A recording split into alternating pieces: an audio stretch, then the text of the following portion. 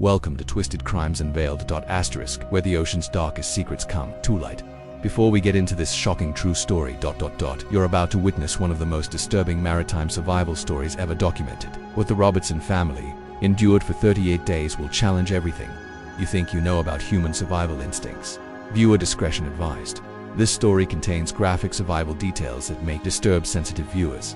Hit that subscribe button now because of stories like this. Maritime mystery fans never miss our uploads. We uncover the cases that other channels won't touch. Smash the like button if you're ready for a story that will haunt your dreams tonight. Ring the notification belt. Ring the notification belt. Me. You don't want to miss what we're revealing next week about the 29 Bourbon Road 2019 offshore vessel sinking, 8 missing, and an international search. Comment below. Have you ever been in a life-threatening situation at sea? Your survival stories could save someone's life. Share this video. Your friends think they know disturbing true crime. This will prove them wrong. Final warning. What you're about to see happened to a real family, real people, real terror, survival decisions that would break most humans. Are you ready to discover what humans will do when death is the only alternative? The story begins now. Lifeboat. The Robertson family must have felt pretty confident in their vessel Lucette. It was not only large at 43 feet, but also sturdily built. You could say it was basically a floating fortress. Well, maybe not. Despite its size, the boat was made out of wood, a material that is very susceptible to rot and decay over time.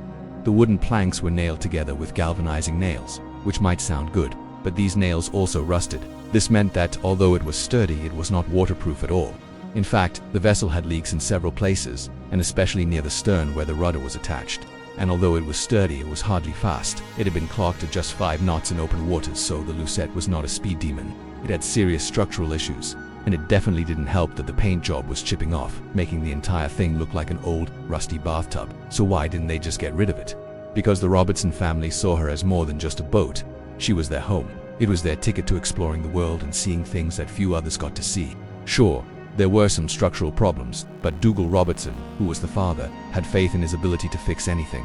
Plus, he had done extensive repairs on the ship before taking his family out to sea, so the Robertsons felt safe and comfortable on their trusty old tub, and they were probably surprised when the leaks became fatal. In retrospect, though, it seems like a sign of what was to come. On the morning of June 15, 1972, the sky was clear and the sea was calm. There was no indication that anything unusual was about to happen. Dougal Robertson, a man who had seen his share of trouble at sea, was taking it easy, enjoying the tranquility of the moment. Suddenly, he noticed a pod of killer whales approaching the vessel. He had seen killer whales before, of course, and knew they could be dangerous, but he had no idea just how dangerous they were. Just a few moments later, one of the whales struck the side of the ship with such force that it lifted the whole vessel out of the water for a moment. The impact was so strong that Dougal was knocked off his feet and sent crashing into the floor, and that's when he realized that this was no ordinary encounter. These whales were trying to sink his ship in a matter of seconds. The situation went from calm and peaceful to terrifying and chaotic. The sailors quickly realized that the killer whales were determined to destroy their boat, and they had to act fast. They dropped anchor and tried to start the engine, but it was too late. The whales had already caused too much damage. A large gash had been torn in the side of the boat and water was pouring in.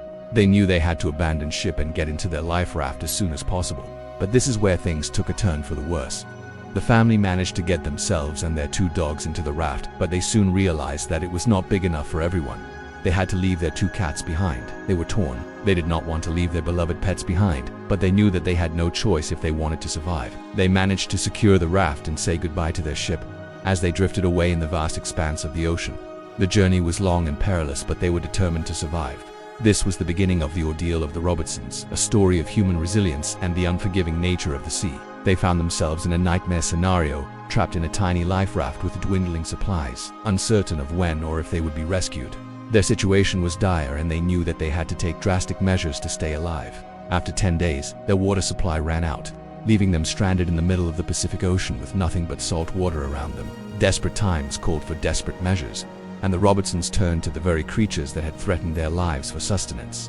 Sharks and turtles swam past the life raft, and the sailors had only one option to catch them.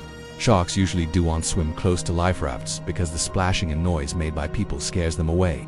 But the Robertsons had no other choice but to try. To catch a shark, they needed bait. They had some fish left over from their journey, and they used the fish as bait, hoping to lure a shark close enough to the raft that they could capture it. It was a risky strategy, but it paid off. Soon enough, a shark was circling the raft, drawn in by the scent of the fish. They were now playing a deadly game of cat and mouse, trying to get close enough to the shark to grab it without getting injured in the process. Using a harpoon gun and a long hook, they managed to spear the shark and bring it closer to the raft, but actually getting it onto the raft was another challenge altogether. It took all their strength and ingenuity to hold the shark onto the raft, but they managed to do it.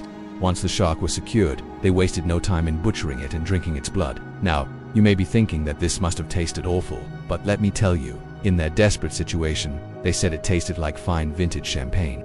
But sharks weren't the only creatures that helped the Robertsons survive. Turtles swam past the raft, and they also provided a valuable source of nutrition. The family would grab the turtle by the tail and flip it onto the raft, then kill it and eat it. It may sound gruesome, but it kept them alive. But the Robertsons' ordeal was far from over.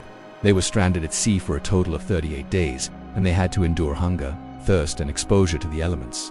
The constant struggle to survive took its toll on their bodies and minds. Their skin became sunburnt and blistered. They were infested with lice, and their bodies were covered in sores and cuts. They were weak and emaciated, their muscles wasting away. But despite the physical toll it took on them, the ordeal also brought them closer together. They had to rely on each other for support and comfort, and it strengthened their bonds. Days turned into nights, and the family huddled together for warmth, sharing stories and singing songs to keep their spirits up. But their ordeal was about to come to an end. After 38 long days, they were spotted, and a Japanese fishing boat offered them water and food. It was a moment of pure joy and relief.